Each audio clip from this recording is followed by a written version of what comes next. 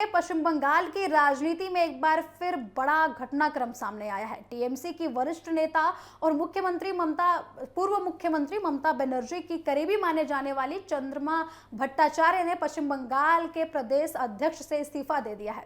खास बात यह है कि उन्होंने ये जिम्मेदारी संभालने के लिए केवल उनको ये जिम्मेदारी संभालते हुए 1 महीना ही हुआ था, उसके बाद ही उन्होंने तुरंत ये पद छोड़ दिया है और पार्टी के अन्य सभी पदों से उन्होंने इस्तीफा दे दिया है, जिसके बाद उनके पार्टी से निकलने के बाद बागी गुट में शामिल होने की चर्चाएं लगातार तेज हो गई हैं। हालांकि चंद्रिमा भट्टाचार्य ने फिलहाल किसी नए राजनीतिक फैसले की घोषणा नहीं की है, लेकिन उनके इस्तीफे ने टीएमसी की अंदरूनी कलह को एक बार फिर सुर्खियों में ला दिया है।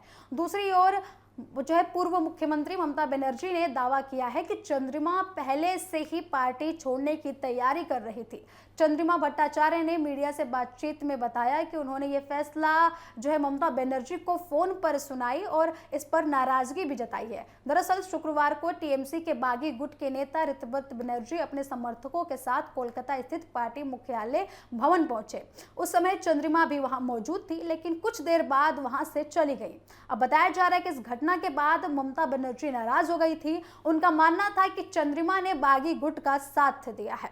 इसी विवाद के बाद चंद्रिमा ने प्रदेश अध्यक्ष पद से इस्तीफा दे दिया और बागी पदों से भी उन्होंने इस्तीफा दे दिया है। चंद्रिमा के इस्तीफे के बाद पूर्व मुख्यमंत्री ममता बनर्जी ने खुद पश्चिम बंगाल टीएमसी की कमान संभालने का फैसला किया है। साथ ही उन्होंने पार्टी संगठन में बदलाव करते हुए मदन मित्रा और कुणाल घोष को पार्टी समिति में शामिल किया है। ममता बनर्जी ने कहा कि चंद्रिमा का इस्तीफा अचानक नहीं आया है। उनके मुताबिक चंद्रिमा काफी समय से पार्टी छोड़ने की तैयारी कर रही थी। उन्होंने कहा कि चंद्रिमा के बेटे पहले ही भाजपा में शामिल हो चुके हैं, जिससे उनकी राजनीतिक रुख के संकेत मिल चुके थे। इस्तीफा के कुछ समय बाद ही चंद्रिमा भट्टाचार्य को विधानसभा परिसर में टीएमसी के बागी नेताओं के साथ देखा गया। इसके बाद ये अटकलें तेज हो गई कि वे जल्द ही बागी गुट के साथ शामिल हो सकती हैं। हालांकि चंद्रिमा ने इन खबरों का खंडन किया है। उन्होंने कहा कि वे विधानसभा किसी राजनीतिक बैठक के लिए नहीं, बल्कि पूर्व विधायक के तौर पर काम सौंपने गई थी। उन्होंने ये भी साफ किया कि विपक्ष के कमरे में बैठने का मतलब ये नहीं है कि बागी गुट का हिस्सा बन रही हैं वो। उन्होंने ये भी कहा कि फिलहाल उन्होंने अपने राजनीतिक भविष्य को लेकर कोई भी अंतिम फैसला नहीं लिया है और चंद्रिमा भट्टाचार्य के बेटे सौरभ वसु, जो कोलकाता नगर निगम के पूर्व पार्षद भी रह चुके हैं, कुछ सप्ताह पहले ही टीएमसी छोड़कर बागी खेमे में शामिल हो गए थे।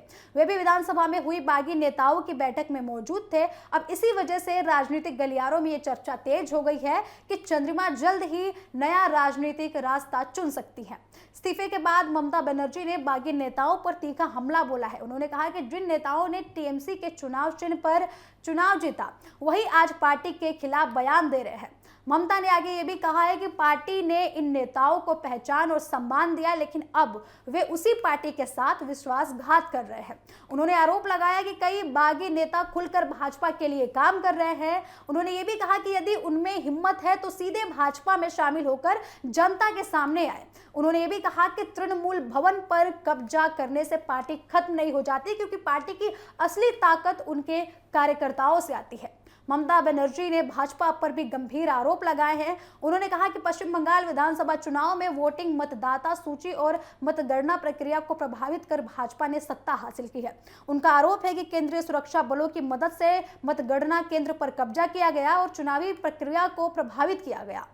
हालांकि उन्होंने कहा कि लोकतांत्रिक प्रक्रिया का सम्मान करते हुए उनकी पार्टी ने चुनाव परिणाम स्वीकार किया। टीएमसी में बगावत की शुरुआत विधानसभा चुनाव के बाद हुई। 3 जून को पहली बार खबर सामने आई कि पार्टी के 80 में से 58 विधायक अलग गुट बना चुके हैं।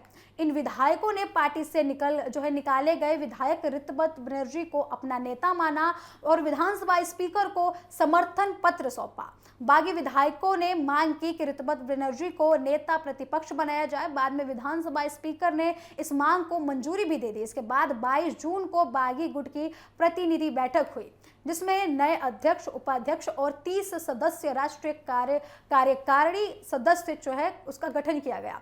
बागी नेताओं के अलग होने के बाद टीएमसी की राजनीतिक ताकत में काफी कमी आई है। लोकसभा में पार्टी के पहले 28 सांसद थे, लेकिन अब इनमें से 20 सांसद अलग हो चुके हैं। अब ममता बनर्जी के पास केवल 8 लोकसभा सांसद बचे हैं। लोकसभा में पार्टी को झटका लगा है।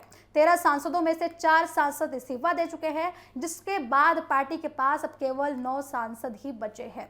विधानसभा में टीएमसी की स्थिति कमजोर हुई है। पार्टी ने चुनाव में 80 सीटें जीती थी, लेकिन अब 58 विधायक अलग गुट बना चुके हैं। ऐसे में ममता बनर्जी के साथ केवल 22 विधायक ही बचे हैं। बागी गुट अब खुद को असली टीएमसी बताने की कोशिश कर रहा है। 2 जुलाई को बागी गुट के 10 सदस्य प्रतिनिधिमंडल ने मुख्य चुनाव आयोग ज्ञानेश कुमार से मुलाकात कर खुद को असली टीएमसी के रूप में मान्यता देने की मांग की।